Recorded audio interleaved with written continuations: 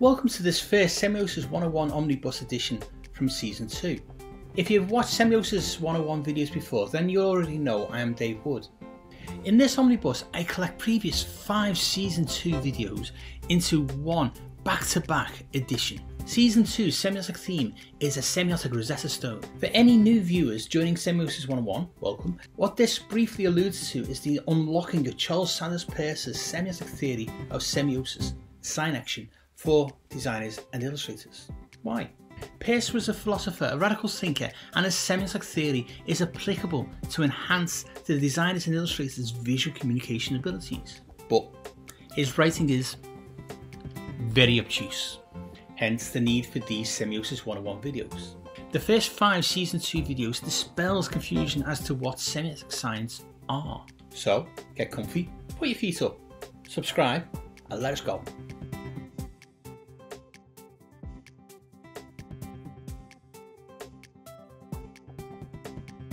Semiotic sign, signage, a notice or warning, information, wayfinding, highway code, street signs, toilet signs, stop. You can see the train of thought of creators when we mention semiotic signs and design in the same context. Signage are design outcomes that we see every day, whether on a toilet door, a street, or a piece of packaging. So, surely some creators will say they are the same thing. No. I have found that as semiotics is not that well taught within design schools, things are changing. Designers and illustrators have to unlearn design lines to relearn skill sets that will benefit them. As a design educator of nearly 25 years experience, I still employ a Bauhaus method of taking every student back to basics to reconstruct their own knowledge.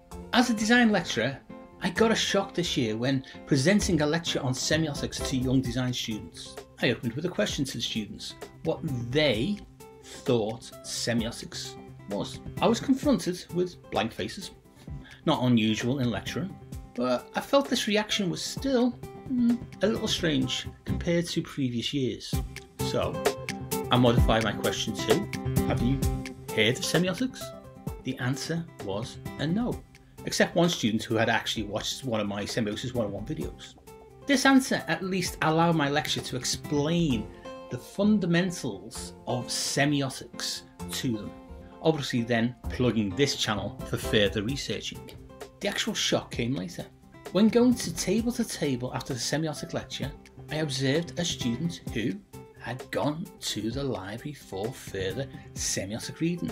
Woohoo! Great! The design student had returned to the design studio with a book on signage. Road signs, street signs, information sign, lots of images of signage. He looked crestfallen when I told him this is not what we had been discussing in the semiotic lecture. But these are signs, yes? Yes, they are signs, but they are not the same thing as semiotic signs. At this point, I saw the confusion on the student's face. He had built a false syllogism where logically for him, signage are signs. Semiotic reference are signs. Semiotic signs are signage. He is not alone in following this false syllogism. A design system of representing information in pure graphic forms is an obvious entry point for visual communicators to jump on when they hear signs.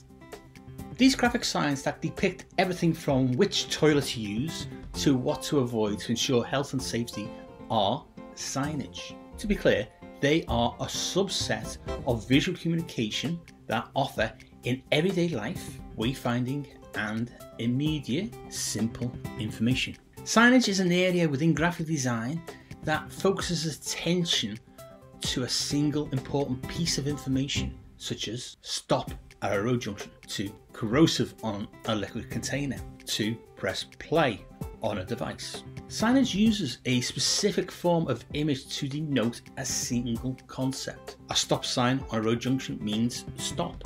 There's no room for other interpretations, no connotative meanings to possible other points of view or concepts. The signage denotes a single meaning agreed within the visual culture of the society it is used. Signage is intended to be unequivocal, as any alternative reading could be disastrous. car pileup, or embarrassing entering the wrong room. How does signage do this? Well, as signage has to be accessible to many people, it has to be visually simple. Signage has to abstract complexity into a graphic that can be learned to mean what it is designed to mean. People have to learn that. When they see the particular example of signage, it means this now. This learning is achieved with other forms of graphic design outcomes, such as the highway code books to visual displays on notice boards are a key to the signage used within a particular context. People have to have contextual memory that at different times of day, different forms of signage address different pieces of information to them. Remember, semiotic signs are not signage, but signage utilizes semiotics to work. When is a semiotic sign a sign? You may think I am relishing in perpetuating a conundrum, but in Peircean semiotic theory, a semiotic sign is not a sign until it is first perceived as a sign for something. A semiotic sign is a referent to a concept, a thing to facilitate effective communication. A semiotic sign performs an action to trigger this communication at subconscious levels. For this sign action, semiosis as Peirce calls it, to perform, it needs a representational form that will result in a successful interpretation. In Semiosis 101, we focus on visual communication, so a semiotic representational form is crafted by a designer or illustrator to connect with their intended target audience, a subset of people. In signage, graphic designers utilize icon sets of graphic elements to simplify, abstract, and convey the intended information. It is unfortunate that Peirce's technical semiotic terminology, written over a century ago, uses words in a particular way to explain semiosis, which now are used in design for certain design outcomes. This is the point I made earlier about going back to basics to relearn. In semiosis, the moment a visual element is perceived by the target audience, it will begin to suggest a meaning. At the basic semiotic level of representation, a combination of lines, shapes, marks, colours may be visually crafted to hook the audience's attention by resembling or suggesting something they already know. In Semiosis 101, we call this the iconic level, the lowest of three levels of sign action. Signage operates at the highest of three levels of semiotic representation of a concept to an audience. This is the symbolic level of semiotic sign action. In each piece of signage that is non-textual, i.e. we are talking about signage that is graphic based and not a neon sign stating pharmacy or exit, the graphic element needs to quickly denote to people its specific piece of information. A neon sign displaying the word pharmacy is obvious if you understand what the word means. A more universal piece of signage that works across languages is a green cross to denote a pharmacy stockist. Let us not worry about whether other additional medical emblems are included or not. The word pharmacy may differ language to language, but around the world, the green cross has been adopted. The visual learning by people that a green cross means pharmacy is at a symbolic semiotic level. So to conclude and remove any confusion, signage, for it to denote its specific information to people, utilizes semiotic symbolic representation of meaning. Signage is a specific graphic subset of information in specific context, highway rules, wayfind, warning, etc., to an audience of people. These people agree that when they see a particular piece of signage, it means this specific piece of information. Semiotic signs are the visual means to build the visual language to achieve that meaning. Semiotic signs are referents, hints, visual clues to aid the target audience to arrive at the correct interpretation of the graphic. Signage is a visual graphic outcome. Semiotic sign action is the crafting of the visual building blocks, semiotic signs that achieve a successful interpretation. Semiotic signs are creatives' raw materials to connect with their target audiences. To end this first season 2 video, we can conclude two important things about applying Peircean semiotic theory to enhance the effectiveness of visually communicating to an audience. Firstly, words have unfortunately different contextual meaning. We have already seen this with the words sign and icon, conjuring up differing meanings depending whether you are a creative or a semiotician. Secondly, as Peirce defines it, semiotics is proactive. Sign action involves the concept to be communicated. How that is semiotically represented as a sign, a referent, impacts on how the intended audience interprets it. If the sign action is not well crafted by the creative, the audience can misinterpret the meaning. If the semiotic representation is poorly considered, the audience may not perceive the sign. Come back next week as Semiosis 101 Season 2 will help you craft your semiotic signs.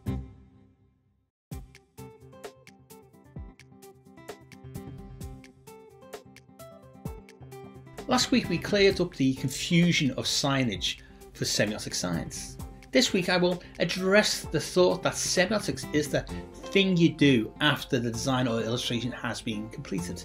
Give me 10 minutes and I will show you how, by implementing semiosis when you begin designing or illustrating, you will improve your visual communication ability. Semiotics is not just a critical evaluation tool to autopsy how effective or not the design and illustration outcomes are. Pragmatic semiotics, Peircean semiotic theory, is an amazing framework that can mindfully be applied to the creative's ideation phases. We can frame this, I suppose, as an experienced design approach to visual communication design. In Peirce's semiosis, the audience is involved in the sign action process as interpreter. It is in this fact alone, semiotics is proactive. When I say experienced design, what do I actually mean? Well, Thomas Wendt, in his book Design for Dasein, I will be reviewing this book later in Season 2, states 3 important experience points which I will now paraphrase to help set the stage for this week's video. Although experience is based upon an individual's interpretation of the world around them, designers can certainly design for the potential of certain qualitative experiences over others. Creators cannot design one-to-one causal relationships with every member of the target audience, and certainly not for everyone in the world. As the old adage goes, you cannot help everyone, but everyone can help someone. With that in mind, creatives applying semiosis during ideation can begin to make visual language choices to lead the target audience to desired outcomes. If we follow on from the starting point that we, as creatives, tasked to answer a client's brief with a visual communication outcome to facilitate the target audience's actions, for example, a poster to get people to attend an event, a piece of packaging designed to get people to buy the product, a leaflet to raise awareness of an issue that will affect someone's life, etc. Thus, our creative abilities cannot ensure everyone attends, buys, or are now aware. All are actions from the impact of the visual communication. So if we step back from even considering any causal effects between what the audience sees and does is possible on a one-to-one basis, we are left with the adjective modifier target. In design, we use the term target audience for this very reason. We are not designing for everyone in the world, nor could we. Let us even break our audience down into further strata. We can call the people we direct on behalf of the client and their needs in the brief our visual communication outcomes to our primary audience. This will be the context in which a creative's understanding of the primary audience's social cultural experiences will provide the creatives with clues to select effective visual language to hook and keep the primary audience's attention. Then the visual communication outcomes produced will still be seen by a secondary audience. This will not necessarily be in the context that was primarily intended. After all, we've produced visual media that has an aesthetic appeal beyond its intention. Finally, we can class the rest of the world as a tertiary audience. Following on from the primary, secondary and tertiary structures of the audience, creators can stop worrying about the tertiary audience when crafting their visual communication work. Creators can even ignore the secondary level too. Whatever creators produce as a design or illustration will naturally have a secondary audience based purely on the aesthetic value the secondary audience places on the outcomes. This now gives the creative permission not to be anxious about pleasing everyone, which is absolutely impossible to do, but now focused on a subset of humanity that are the creative's target audience. Now, this still may be a sizable number of people to focus your visual communication on. That is why the qualifier Thomas Wendt uses is crucial here. Wendt said the potential of certain qualitative experiences over others. Semiosis helps creative address these. In Semiosis' sign action of crafting semiotic signs, the audience, the creative, and the client's needs are in flux. Peirce uses a 3-point determination flow to describe what is happening. A concept needs to be shared. The creator crafts a visual representation as a sign vehicle to share that concept. The representation hooks and hopefully retains the attention of the audience, who interpret the concept from the representation. As this is Semiosis 101, I have used design-centric terms, replacing Peirce's obtuse technical terminology. I trust my explanation just now makes more sense to creatives than purely stating the determination flow as being between an object, its representative, and interpretant. Wendt quite rightly warns people like me who attempt to reduce needless complex terminology to ensure it is accessible, that I risk a discontinuity between texts. By using designer-centric terminology instead of Peirce's, I am employing the overarching theme of Season 2, a semiotic Rosetta Stone, to develop a meta-language between Peirce and creatives. So in that vein of interfacing between theory and practice, let me now draw the strings of my argument together. The basic level of semiotic representation of a concept creatives need to visually communicate to their target primary audience is iconic. Again, thanks to Peirce's terminology and how certain words are now understood, I will get you to mentally bracket out what you normally use iconic for. Let us think of the basic building blocks of visual language, lines, shapes, marks, colours, etc. as iconic resemblances to things already experienced by our target primary audience. These basic visual building blocks trigger subconscious recognition in the audience. It is in this triggering of subconscious recognition in the audience that the encoded concept can begin to semiotically work.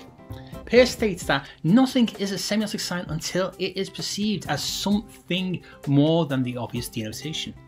The colour red is red, but when placed into a design for a fire extinguisher or on a heart shape, the colour red can be connotatively reread as red meaning something more than red.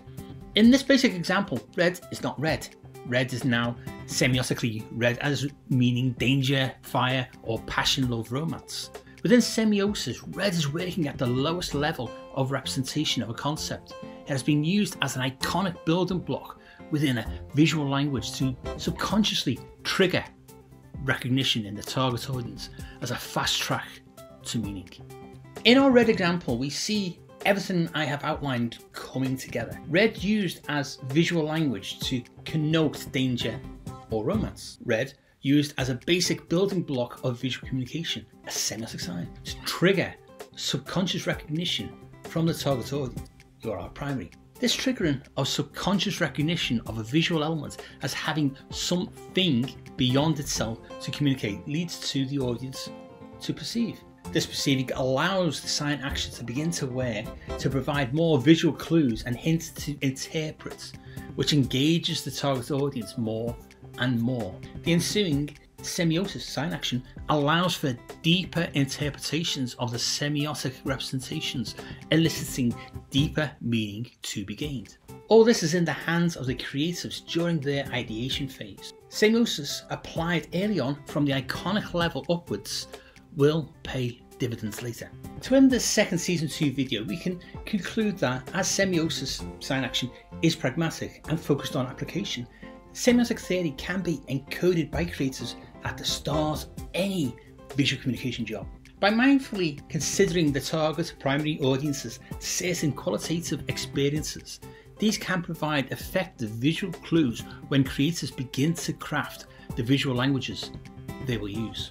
Even a tiny bit of audience research will pay dividends at the lowest semiotic level. If applied early, semiosis enhances the chances of the crafted aesthetic semiotically hooking the audience in and suggesting suitable action. Of course, once done, someone will still semiotically autopsy that thing you do. But by that point, you will already know what you semiotically did and be able to do it again and again. Come back next week for another video.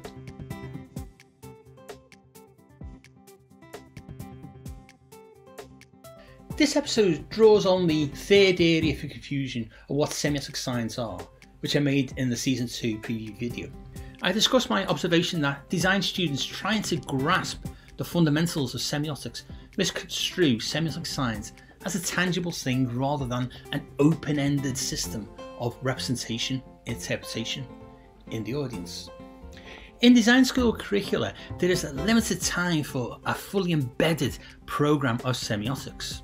So those design educators like myself try to bring the theory into the students' learning where we can. I describe this as a form of constructivist learning. John Dewey, another founder of pragmatism, would be proud. In this way, with the more attentive students, I can use Peirce's theory to explain how their ideations are successfully visually communicating what they intend to communicate. I still get design students, though, coming to design crits with signage in their visual research, insisting they have looked at semiotics. So watch my previous video to see what I think about that. But this video is about the open-ended system of semiosis as applied to visual communication design. So to get people to move away from the notion of semiotics as a thing to tick off as having been done, let me now address the power within Peirce's sign action. The clue is in this compound term, sign, action. Remember, the root of Peirce's semiotic theory emerges from the philosophy of pragmatism, an American philosophy of which Peirce was one of its founders, which evaluates things in terms of the success of their practical application. It is in this pragmatic framework, which requires practical application to gain successful meaning, that semiosis is beneficial to designers and illustrators' practice. As I have stated in past Semiosis 101 videos, the circular relationship in semiosis sign action between the concept, its representation, and its interpretation is powerful. We can also state this as an open-ended relationship between the client, creative, and audience. Now, these are designer-centric terms I place over Peirce's obtuse terminology as a more accessible meta-language to interface between Peirce and the effective application of his theory. Why in Semiosis 101 do I do this? Well, let me repeat the statement above with Peirce's terms re-established and see which you find more understandable. The circular relationship in semiosis sign action between the object, representant, and interpretant is powerful. I rest my Semiosis 101 case. In my explanation of semiosis's power, I have now personified the determination flow as between the client, the designer or illustrator, and the intended target audience. Why personify the theory in this way, I hear some of you ask. Pragmatism evaluates application. In visual communication design, we have a symbiotic relationship between these three entities. In commercial design and illustration practice, as opposed to fine artist practice, everything begins with the client. They commission the creator to solve a design problem for them with a brief outlining what is needed. Designers and illustrators are both visual communicators, but their practice differs. Graphic designers manipulate type and image to visually communicate. Illustrators produce images to be used with type at some point. They design for the client's target audience. It is the audience who will arbitrate the success. There obviously are commonalities between graphic designers and illustrators. Both are visual communication specialists, and they do collaborate with each other on a professional level. They even can subcontract each other on a job-to-job basis. One important commonality they share is the crafting of visual language to answer the brief's requirements. Some may call this visual language setting the tone of voice, branding guidelines, colour palettes, creating the mood, a visual style, the aesthetic, etc. It does not matter what it is called. It is a visual language of marks, typefaces, colours, shapes, lines, etc. When combined in various ways, this visual language produces sophisticated imagery and design outcomes to visually communicate the messages the client needs communicated. If the audience is not hooked, the client's needs will not be met. It does not matter to Semiosis whether the client's needs are information to share, or an event to promote, a story to tell, or even action calls to buy a product. Semiosis is the open-ended process of how meaning can be crafted and visually communicated. The power of the semiotic sign action helps the meaning, the concepts, the messages to be received by the intended audience in ways that they will successfully interpret. This interpretation is secured through effective representation crafted by the creatives. This representation of the concept happens in Semiosis at 3 levels: basic, existential, and socially learned. Peirce calls these icon, index, and symbol. But in the spirit of design-centric explanation, let us use a more adjective form to modify what semiotically we mean. Let us use iconic representation, indexical representation, and symbolic representation instead. Iconic representation of a concept to an audience can be seen as the basic building blocks of crafting visual language. It is at this subconscious level that the audience will perceive a line, shape, colour, mark, etc. as meaning something more than its current state, or not. If the former, semiosis begins to earn. If the latter, the semiotic sign has not been perceived and has no power. If the visual language is to connect with the audience as part of an open-ended process of semiotic communication, then the designer or illustrator needs to hook the audience's attention. We say this is what the aesthetic does, it attracts attention. But iconic representation rests within the aesthetic, within the visual language, and maintains the audience's attention by crafting visual resemblances to qualities that are familiar to them. The next level of how semiosis can be employed is an open-ended system to visually communicate meaning is at an existential level. If the first immediate level of sign action representation is iconic, then the next level is indexical representation. Like your index finger is used to point to existing things in the world, indexical representation utilizes sign action to link the visual language to actual things the audience will know. At this semiotic level, the semiotic signs release more meaning with the audience, making connections to things, places, and even ideas in the world. This powerful leap in the audience's perception from qualities to existing things being semiotically communicated is controlled by the creative, and how well they have encoded more visual clues in what they design or illustrate.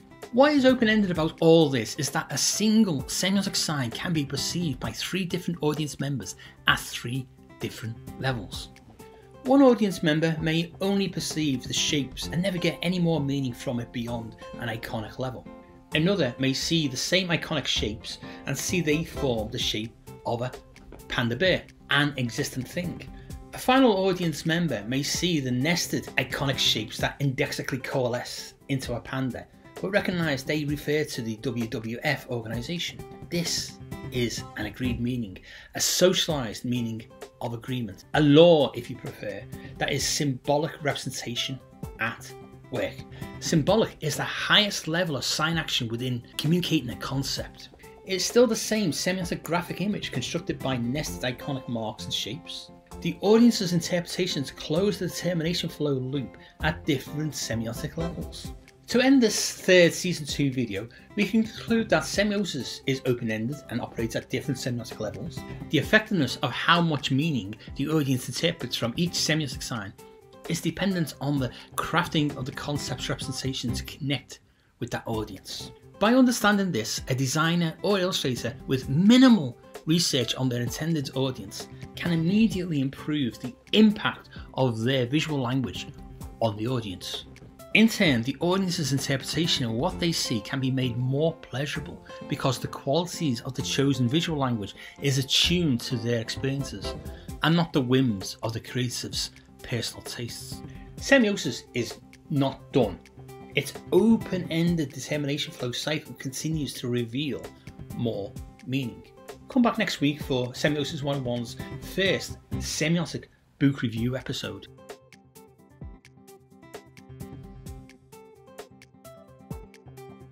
In this episode, we take a slight change of pace into our first Semiosis 101 book reviews with a difference. I am keen to share some of the semiotic books that helped me begin to make sense of Peirce's theory of semiosis and semiotics in general. I want to share these books partly to demonstrate that semiotics in visual communication design, graphic design and illustration is more than an abstract thought exercise after the fact. I will also demonstrate the need for future semiotic books to be published in designer-centric language relevant to designers and illustrators. On my first Semiosis 101 semiotic resource Substack, I have an annotated reading list of over 50 semiotic books. From this reading list, I have chosen 5 books to review.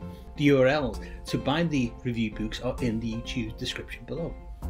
The 5 semiotic books I have chosen are This Means This, This Means That, A User's Guide to Semiotics by Sean Hall, Visible Signs, An Introduction to Semiotics in the Visual Arts by David Crow, Semiotics, The Basics by Daniel Chandler, Peirce, A Guide for the Perplexed by Cornelis Duval, An Introduction to Peircean Visual Semiotics by Tony Jaffe. In this review, over the next 10 minutes, I will quickly outline the importance of each book and how I personally benefited from each book. I will expand on my annotations in the Semiosis 101 Substack annotated semiotic book list. This list is a Substack subscriber download. The URL is in the YouTube description below. Finally, I will then conclude with what we need from future semiotic books as creatives, as visual communicators, as illustrators and as designers.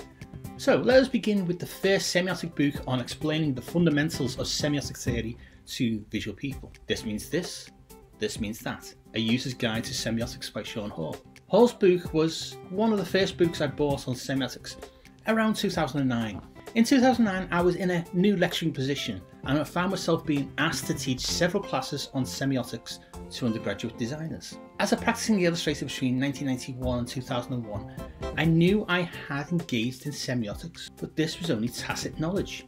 To teach semiotics, I needed to quickly understand semiotics. Hall's excellent book provided me with both the visual examples of how semiotic signs work, plus the explanations of how semiotic theory works. It provided me with the basics to teach a basic semiotics class, but I knew there was more to understand. The second book review this week is Visible Signs, An Introduction to Semiotics in the Visual Arts by the late David Crow. This illustrated book is a general semiotic theory reader. The visual arts is a bit of a giveaway. Crow's book covers a broad range of semiotic theory, including Peirce. I had the fortune to be asked by Bloomsbury Publishing to review Visible Signs to help update the 4th edition, which unfortunately was to be his final edition as he sadly passed away in 2022 at 60. David Crow was a graphic designer and a design educator, and Visible Signs is written in a designer-centric way. As a book, it remains an excellent general overview on semiotics. Semiosis 101 follows Crow's lead, but solely on Peircean semiotic theory. Moving on, the third semiotic book I have found useful is Semiotics, The Basics by Daniel Chandler. This book is a general reader on the main semiotic theories. Unlike the previous 2 books that used images to explain how semiotics functions, Chandler's book is a monograph not directly aimed at creatives in design practice. It is still an excellent book in which to go deeper in your reading into several semiotic theories. Chandler does discuss Peircean semiotic theory, so it is best to consult the index first. What I found priceless was Chandler explained Peirce's sign action semiosis using Michael Munday's excellent box metaphor. In Semiosis 101 Season 1, I've made 2 videos on this. Check back to Season 1 Video 4, the Semiosis box of tricks, and the second bonus video, Box Clever episodes.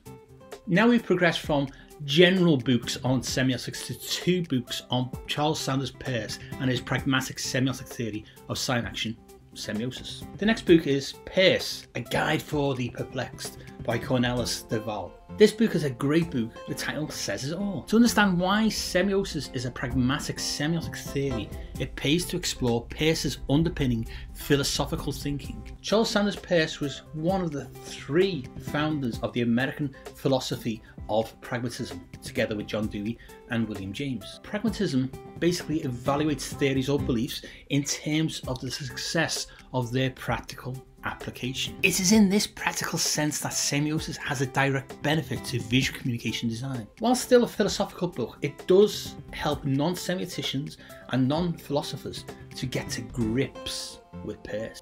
Finally, we arrive at the most important book I found to begin to understand Peirce's writings. Introduction to Peircean Visual Semiotics by Tony Jappi is a well-written companion to Peirce's own collected writings. This incredibly important book was crucial to my understanding of Peirce during my part-time PhD study between 2008 and 2016. Professor Jappi explains Peircean semiotic theory in a more agreeable way to non-semioticians. His book is still a philosophical book, but it is a great interface between Peirce and non-academic readers. The book covers a vast array of Peirce's scattered writings on semiotics, and at the time of reading this book, I was reading Peirce's collected writing. I used Jappi's book as my own Rosetta Stone to decipher Peirce. Professor Jappi is aware of my semiotic Rosetta Stone research and has kindly referred other design academics to me. What we gain from each of these 5 books is a partial insight into semiotic theory, what it is, how it works, and how it can be decoded.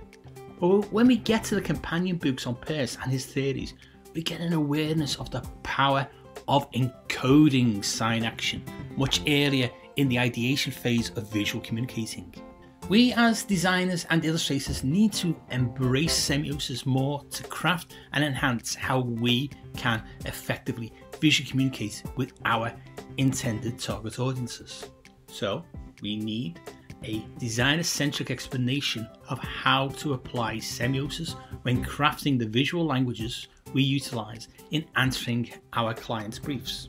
We need to have a focus in the semiotic literature on how to encode semiotic signs to hook and communicate with our audiences, beginning at Peirce's iconic level of semiotic representation. As creators, our designs and illustrations are not just aesthetic. They are crafted to have impact, to answer design problems, to convey information to and for the intended target audience. Professor Jorge Prescara advocates in society that what we do with visual communication outcomes is to facilitate behavioural changes in the audience. Peirce's determination flow in his sign action between the concept, its representation and interpretation is pivotal for creatives. The client's brief contains the concepts to be visually communicated. The designer or illustrator crafts the visual language to connect with the audience, selecting appropriate representation.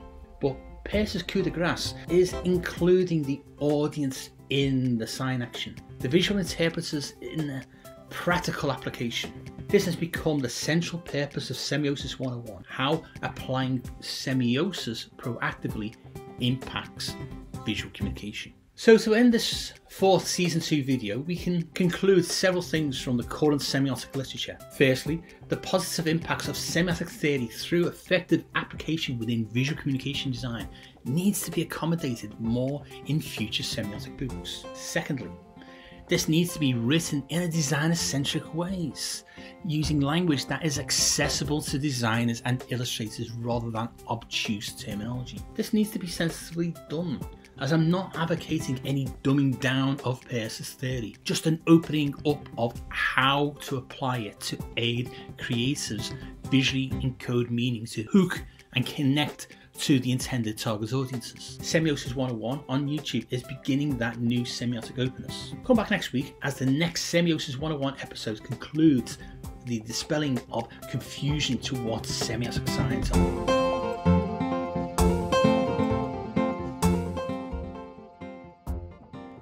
Dr. André Detienne, a philosophy academic and editor of the Peirce Edition project, reminded an online forum on Peirce that there is no shortcut to understanding him. One has to capture the evolving continuum of Peirce's thinking without reducing his thoughts to scattered or detached points.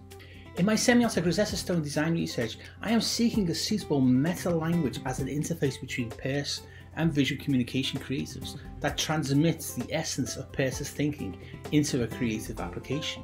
There is no way that creative practitioners have the time to wrestle directly with Peirce to then apply the theory. Trust me, it took until my PhD to get the headspace to begin this. So, that is where Semiosis 101 comes in to translate Peirce into designer-centric language. I do agree with Dr. Tien that there is no shortcut. In a vox pop at the 2022 SemioFest, the Mexican semiotics professor Roman Esquarda related an interesting anecdote about a semiotics congress with 10 semioticians to design students. One design student asked them all, "Why, if you are experts on semiotics, no one understands what you are saying?" That was when Esquarda realised semioticians needed to do something different. In a strange parallel, in 2013, I attempted to communicate Peirce's semiotic theory for the first time. This was at a talk to design teams at the User Experience Professionals Association Scotland. In my anxiety at only beginning to understand Peirce's semiotic theory, I made an embarrassing error in front of these design professionals. I assumed that I was the Dumbo in the room, about to talk to an informed audience on a well understood topic. Now, you're probably already ahead of me on how this panned out. Yes? Yes, you are. Feeling that in my 40s I was the ignorant one in the room, having only just got his head around semiotics, I launched into my research presentation with fake confidence. I was throwing out Peircean terms left, right, centre. A representative here, an interpretant there, a dynamic object to the back of the audience, and a synth sign to the front row. What I received in return were blank faces, yawns, polite embarrassed smiles, apathy, and a look of thinly disguised horror on the event host's face sitting in my eye line at the back of the audience. Very quickly I realised that I was not the late one to the Peircean semiotic design party. I was the only party goer. This lost audience of designers taught me an immediate lesson. Yes, the designers had an awareness of semiotics, but no knowledge of Peirce. After the talk, I shared a lift down with one of my research participants who I had featured in my presentation. I asked her what she had thought. She was not a designer and was just a research participant, so the design specific elements I had presented were of interest to her. But all the semiotic theory went over her head. Unfortunately, this theory also went over the heads of the assembled audience of design professionals too. I may as well as just spoken in ancient Egyptian and had all my slides typeset with hieroglyphics. Peirce was in an alien language. As last week's book review episode outlined, there are books for the perplexed on the market, and Tony Jappy's book was my main ally in 2014-2015 in translating Peirce. But even with his accessible reader on Peirce's semiotics, the dissonance between Peirce's language and the language of designers was too great. This opened up a whole fresh area of research in my PhD, which would not be resolved directly in my thesis, but addressed within several appendices. It was these appendices, after gaining my doctorate, that have since spun into these Semiosis 101 videos. After all, if I had to work hard at Peirce at doctoral level and my Viva examiners were also ignorant of Peirce, then there was a need for a designer-centric version of Peirce's theory of semiosis. In these Semiosis 101 videos, with 20 videos per season, I'm currently planning season 4 for 2024, I unpack Peirce in 10-minute, bite-sized chunks. With each video, I am slowly evolving the designer-centric terminology as a meta-language, trying to walk the tightrope between avoiding dumbing down or miscommunicating Peirce, and finding the best terminology that equates to designer's practice. This is precarious, but like any tightrope walker, I do have a safety net if I slip. These videos are a conversational tool rather than being set in stone. I utilise the historic Rosetta Stone, which as a stele is literally carved in stone as the metaphor. My focus is on the middle band of the carved stone text, a demotic language that translators use to finally unlock the mysterious hieroglyphics. My Semiotic Rosetta Stone is an ongoing process rather than a thing fixed in time.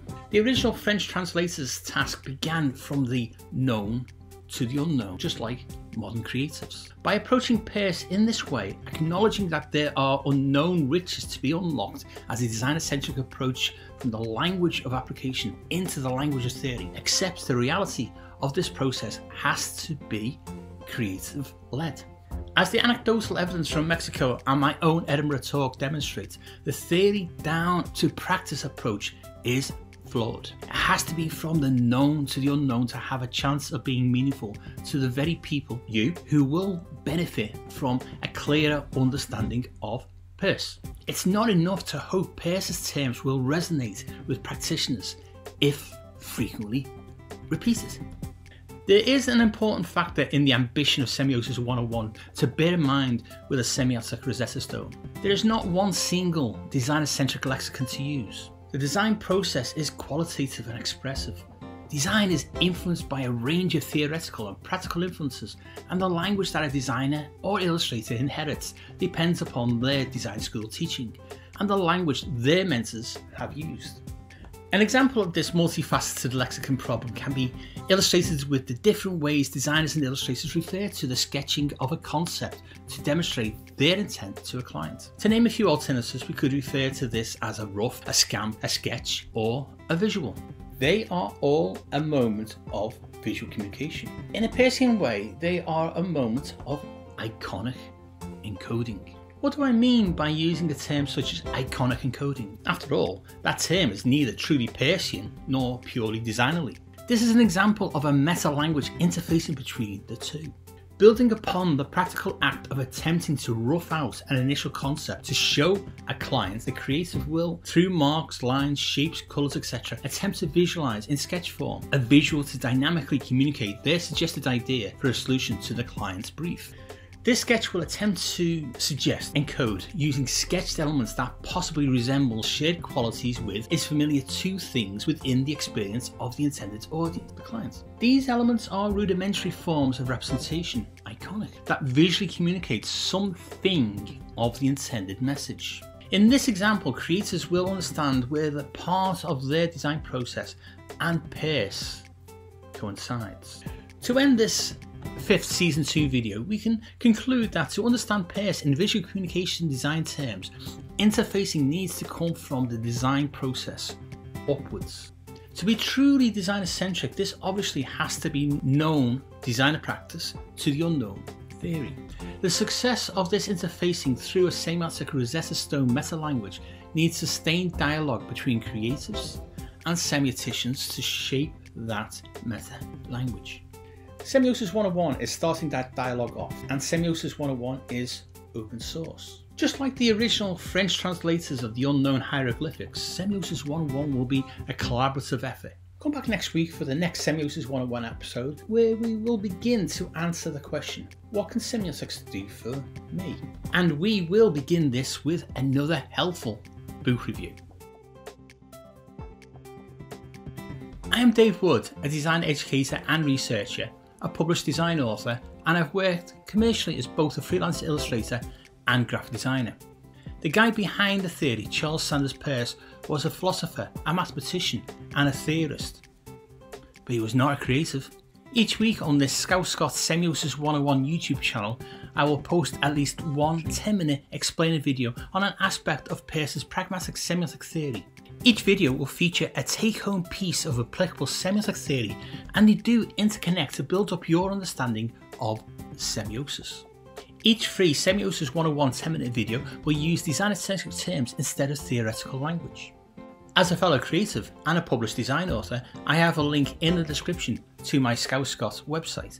If you're interested in reading my Semiotic Rosetta Stone academic writing, then you can visit my academia.edu link in the description. Any other books on Peircean semiotics or design I have mentioned in the videos are also listed in the description. Check them out too. On the Semiosis 101 Substack semiotic resource, I have support materials for both free and paid subscribers. There are full annotated reading lists, video transcripts, 5-minute reads, plus other goodies and exclusive Semiosis 101 merchandise. The Substack link is in the description. Thanks for watching this Semiosis 101 Omnibus. Check out all the Semiosis 101 full and short videos, like and share them with your friends, and hit the bell and subscribe buttons to be notified when next week's free Semiosis 101 video is published. You can also follow Semiosis 101 on the socials for updates. It is Semiosis 101 on Instagram and Twitter. See you all again next week for more Semiosis 101 to help illustrators and designers to enhance your visual communication skills.